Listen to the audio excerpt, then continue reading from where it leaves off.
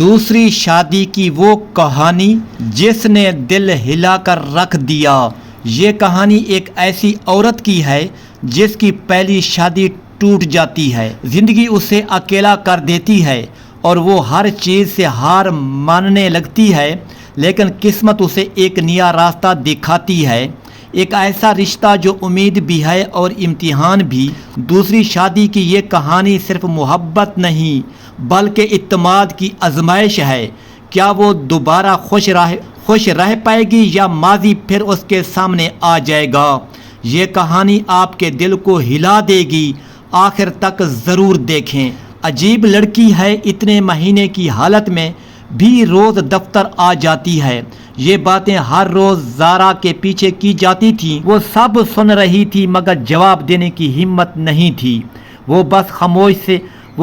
بس خاموشی سے انداز سے ٹوٹتی جا رہی تھی۔ آج بھی وہ صبح جلدی گھر سے نکلی تھی، باہر دھوپ تیز تھی مگر اس کے پاس رکنے کا کوئی راستہ نہیں تھا۔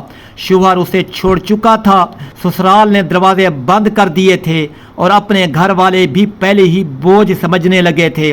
اب اس کے پاس صرف یہ نوکری تھی اور ایک نئی زندگی جو اس کے اندر پل رہی تھی۔ دفتر کے دروازے سے داخل ہوتے ہی اس نے ایک گہرا سانس لیا۔ پیٹ کا وزن بڑھ رہا تھا، جسم تھکن سے ٹوٹ رہا تھا مگر وہ پھر بھی آگے بڑھتی جا رہی تھی۔ ہر قدم جیسے اس کی ہمت کا امتحان لے رہا تھا۔ کونے میں بیٹھے کچھ لوگ اسے دیکھ کر ہنس رہے تھے۔ پتہ نہیں کیوں اتنی ضد کرتی ہے، آرام کیوں نہیں کر لیتی؟ ایک آواز آئی، زارا نے نظریں نیچے کر لی۔ وہ کسی سے بحث نہیں کرنا چاہتی تھی۔ اسی وقت اس کے قریبی ساتھی مریم اس کے پاس آئی۔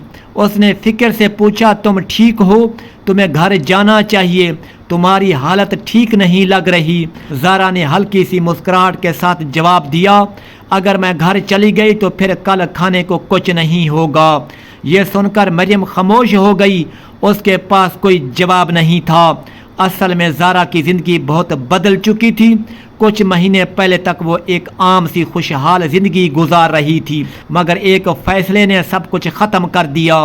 شوہر نے اچانک تعلق ختم کر دیا اور وہ اکیلی رہ گئی۔ گھر والوں نے بھی صاف کہہ دیا کہ اب وہ خود اپنا راستہ دیکھے۔ اس لیے وہ دفتر آئی تھی، تھک کر بھی کام کرتی تھی کیونکہ اس کے پاس کوئی دوسرا راستہ نہیں تھا۔ دفتر کے اندر شور تھا مگر زارا کے اندر ایک خاموش جنگ جاری تھی۔ وہ ہر روز اپنے بچے کے لیے جیتی تھی، چاہے خود ٹوٹتی جا رہی تھی۔ آفس میں وقت اپنی رفتار سے چل رہا تھا مگر زارا کے لیے ہر لمحہ ایک امتحان بن چکا تھا۔ وہ اپنی کرسی پر بیٹھی فائلوں میں کھوئی ہوئی تھی مگر حقیقت میں اس کا ذہن کہیں اور تھا۔ جسم بھاری تھا، سانس کبھی کبھی رکنے لگتی تھی مگر وہ پھر بھی خود کو مجبور کر کے بیٹھے ہوئی تھی کیونکہ اس کے پاس رکنے کا کوئی راستہ نہیں تھا۔ آس پاس بیٹھے کچھ لوگ اب بھی اس کے بارے میں سرگوشیاں کر رہے تھے مگر وہ سب جان کر بھی خاموش تھی۔ اس نے اپنے اندر ایک ایسی دیوار بنا لی تھی جس کے پیچھے وہ اپنا درد چھپا رہی تھی۔ وہ جانتی تھی کہ اگر وہ ہر بات پر جواب دینے لگے گی تو شاید روز ٹوٹ جائے گی۔ سدرا بار بار اس کی طرف دیکھ رہی تھی۔ وہ سمجھ رہی تھی کہ زارا آج پہلے سے زیادہ کمزور لگ رہی ہے۔ وہ آخر کار اپنی کرسی سے اٹھی اور اس کے پاس آ گئی اور آہستہ سے بولی، تم خود کو اتنا کیوں تھکا رہی ہو؟ تمہیں آرام کی ضرورت ہے، یہ وقت تمہارے لیے خطرناک ہو سکتا ہے۔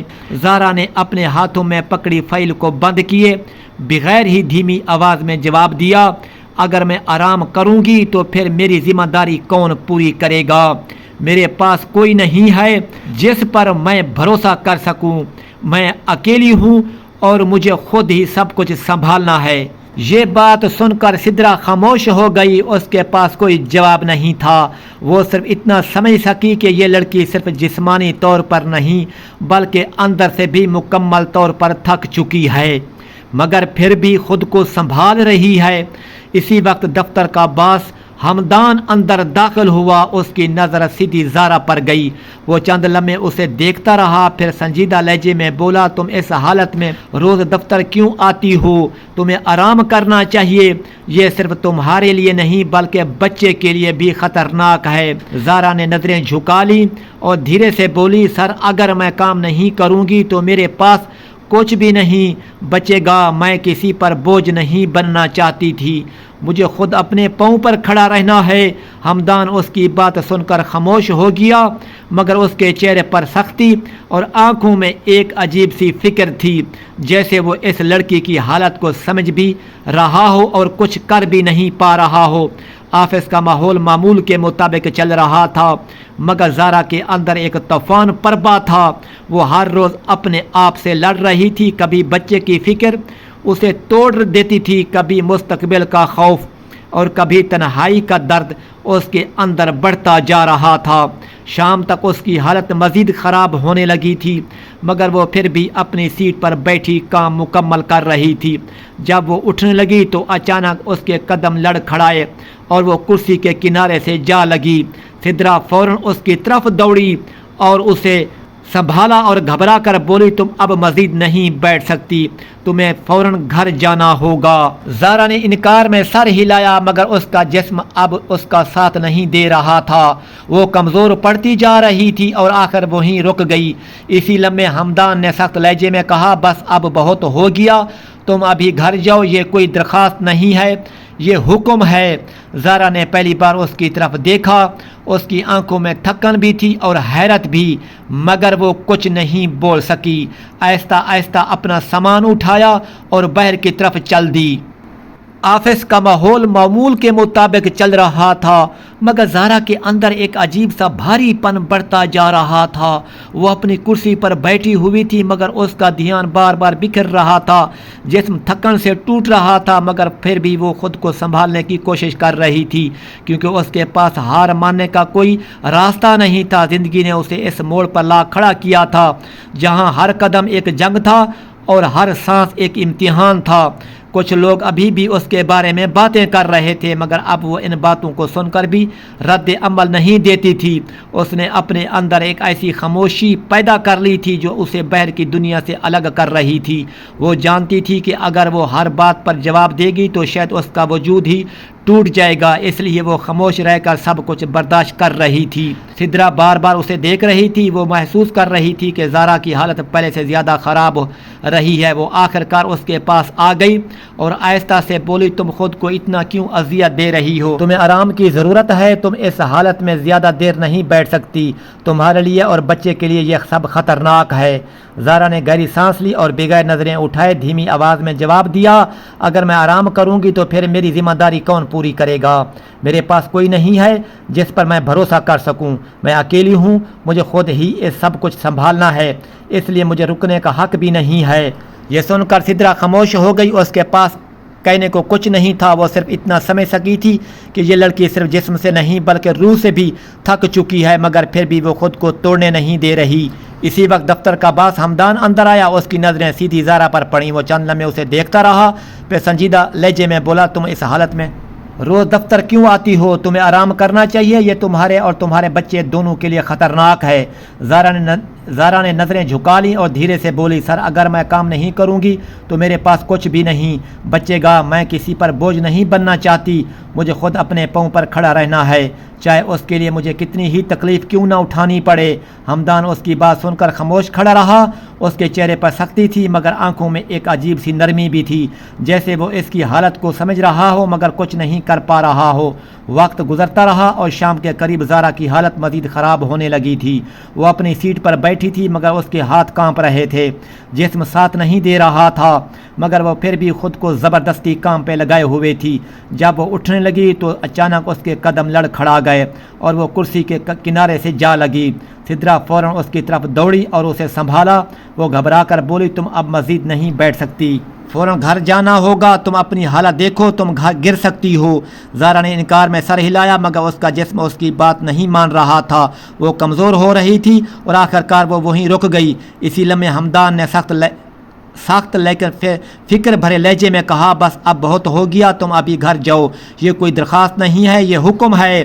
زارا نے پہلی بار اس کی طرف دیکھا، اس کی آنکھوں میں تھکن بھی تھی اور حیرت بھی، مگر وہ کچھ نہیں بول سکی۔ آہستہ آہستہ اپنا سامان اٹھایا اور باہر کی طرف چل دی۔ اس کے قدم بھاری تھے مگر وہ پھر بھی چل رہی تھی۔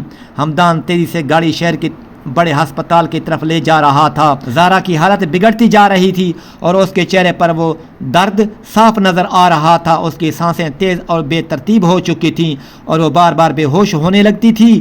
ہمدان نے گاڑی تیز کرتے ہوئے ایک لمحے کے لیے بھی سڑک سے نظر نہیں ہٹائی۔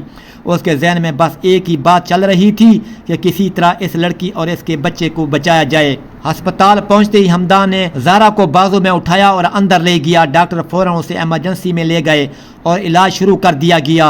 ہمدان بیر کھڑا بے چینی سے دیوار کو دیکھ رہا تھا۔ اس کی زندگی میں یہ پہلا موقع تھا جب وہ کسی کے لیے اتنا پریشان ہوا تھا۔ کچھ دیر بعد نرس بہہ رہی اور کہا کہ وقت تھوڑا نازک تھا مگر اب دونوں محفوظ ہیں۔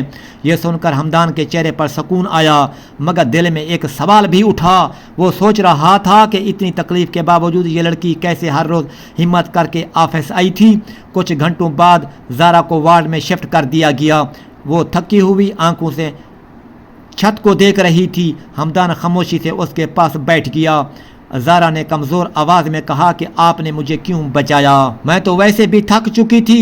ہمدان نے سخت لہجے میں کہا کہ زندگی کسی کی اپنی نہیں ہوتی، تمہارے ساتھ ایک اور جان جڑی ہوئی تھی، تم اسے کیسے چھوڑ سکتی ہو؟ زارا کی آنکھوں سے آنسو نکل آئے اور وہ خاموش ہو گئی۔ اسی لمحے ہمدان نے اس کی حالت کے بارے میں سب کچھ جاننے کا فیصلہ کیا۔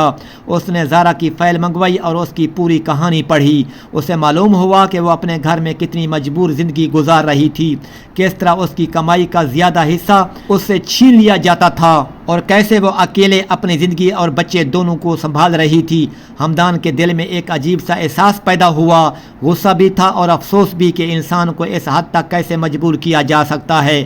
اگلے دن ہمدان خود زارا کے گھر گیا۔ وہاں اسے اس کے بھائی اور بھابھی سے اس نے سخت بات کی اور واضح کر دیا کہ اب زارا کی زندگی میں کوئی ظلم برداشت نہیں کیا جائے گا۔ کچھ دنوں بعد زارا کو ہسپتال سے ڈسچارج کر دیا گیا۔ ہمدان نے اسے ایک چھوٹا سا کمرہ دلوایا جہاں وہ سکون سے رہ سکتی تھی۔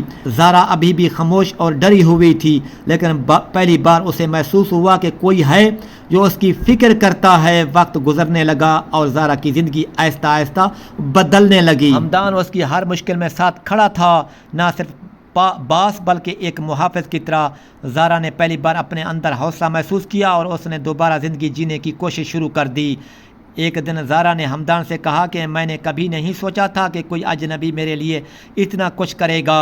ہمدان نے جواب دیا کہ کبھی کبھی اللہ کسی کو کسی کی زندگی بدلنے کا ذریعہ بنا دیتا ہے۔ یہ سن کر زارا کی آنکھوں میں آنسو آ گئے مگر اس بار آنسو دکھ کے نہیں تھے۔ کہانی کا اصل سبق یہ تھا کہ زندگی میں مشکلات چاہے کتنا بھی ہوں، انسان کو ہار نہیں ماننی چاہیے اور کسی دوسرے انسان کی مجبوری کو کبھی کمزوری نہیں سمجھنا چاہیے۔ ہر انسان کے پیچھے ایک کہانی ہوتی ہے جو نظر نہیں آتی اور کبھی کبھی ایک چھوٹا سا سہارا پوری زندگی بدل دیتا ہے۔ آخر میں زارا نے اپنے بچے کو سینے سے لگایا اور پہلی بار سکون کی نیند سو گئی۔ ہمدان دروازے کے پاس کھڑا اسے دیکھتا رہا اور خاموشی سے دعا کرتا رہا کہ اس کی زندگی میں اب کبھی اندھیرا نہ آئے۔